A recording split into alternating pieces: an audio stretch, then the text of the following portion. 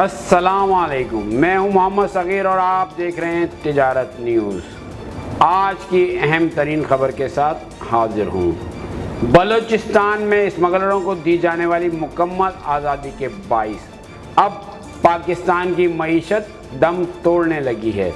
چھالیا کے غیر قانونی کاروبار کو نام نہاد وڈیروں، بلڈروں اور بااثر افراد کی سرپرستی حاصل ہونے کے بعد ہب چوکی میں واقع لیڈا انڈسٹریل اسٹیٹ نظر چورنگی کے اطراف اسمگل شدہ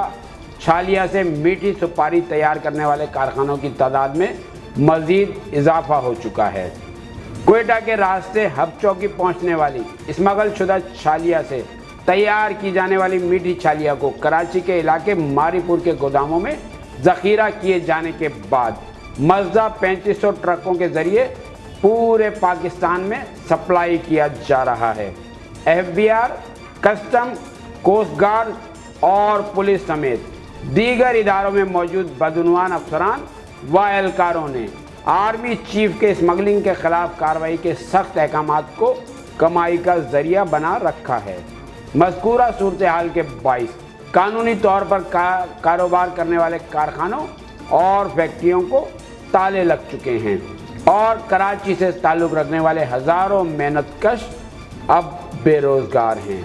تجارت نیوز کو ملنے والی مصدقہ اطلاعات کے مطابق ہب چوکی کے علاقے لیڈا انڈسٹریل اسٹیٹ نظر چورنگی کے اطراف قائم کارخانوں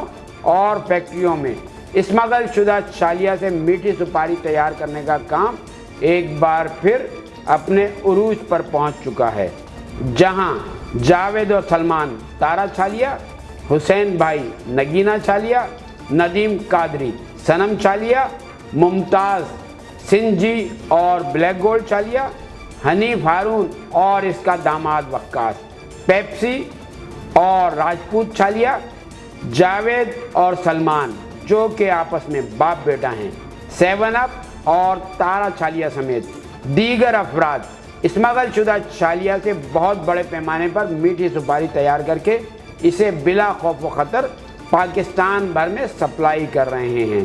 اطلاعات کے مطابق مذکورہ افراد کو بلوچستان سے تعلق رکھنے والی نام نہاد سیاسی شخصیات، خود ساختہ بلڈرز، مقامی وڈیروں سمیت بااثر افراد کی مکمل سرپرستی حاصل ہے، جبکہ FBI، کسٹم، کوسٹ گارڈ اور پولیس سمیت دیگر متعلقہ اداروں میں موجود بدعنوان افسران و اہلکاروں کو اس کام میں معاونت کے عوض ہر ماہ کروڑوں روپے بطور رشوت ادا کیے جا رہے ہیں۔ یہی وجہ ہے کہ سپاہ سالار پاکستان جنرل حافظ سید عاصم منیر کی جانب سے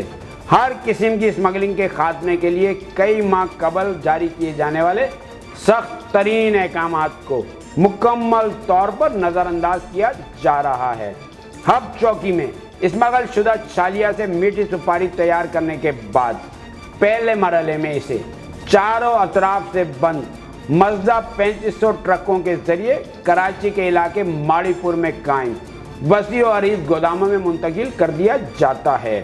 جس کے بعد اسے پبلک اور گڈز ٹرانسپورٹ کے ذریعے پاکستان بھر کے مطلوبہ مقامات تک روانہ کیا جاتا ہے۔ اس گورکھ دھندے میں بلوچستان اور کراچی سے تعلق رکھنے والے متعدد بڑے ٹرانسپورٹرز بھی براہ راست ملوث ہیں، جبکہ اس گھنانوئے کام کی نشاندہی کرنے والے ایماندار افسران، صحافیوں اور محب وطن شہریوں کو جان سے مار دینے سمیت سنگین نتائج بھگتنے کی دھمکیاں دی جاتی ہیں۔ چھالیا کی قانونی طور پر امپورٹ کرنے والے تاجروں نے اس حوالے سے تجارت نیوز سے خصوصی گفتگو کرتے ہوئے کہا ہے کہ آرمی چیف سید عاصم منیر نے اپنے حالیہ دورہ کراچی کے دوران صنعت کاروں و تاجروں سے ملاقات کر کے انہیں یقین دہانی کروائی تھی کہ ملک بھر سے ہر قسم کی اسمگلنگ کا مکمل خاتمہ کر کے قانونی درآمد کنندگان کو ہر ممکن سہولیات و آسانیاں فراہم کی جائیں گی۔ تاہم اس وقت صورتحال یہ ہے کہ چھالیا کو قانونی طور پر بیرون ملک سے منگوانے والے تاجر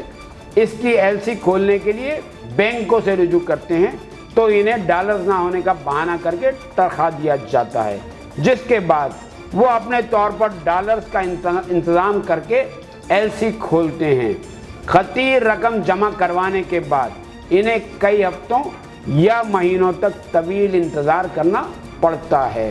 एक कंटेनर पर 90 लाख रुपए से लेकर 1 करोड़ रुपए तक ड्यूटी अदा की जाती है, जबकि छालिया पाकिस्तान पहुंचने के बाद प्लांट प्रोटेक्शन डिपार्टमेंट का सर्टिफिकेट लेने के लिए कई दिन धक्के खाने पड़ते हैं।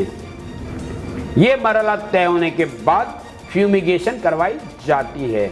कानूनी तिजारत होने के बावजूद कदम कदम पर रिश्वत तलब की जाती है और इन तमाम मुश्किलात का सामना करने के बाद जब वो अपना कानूनी माल फरोख्त करने के लिए मार्केटों का रुख करते हैं तो इन पर इंकशाफ होता है कि स्मगलिंग के जरिए लाई जाने वाली छालिया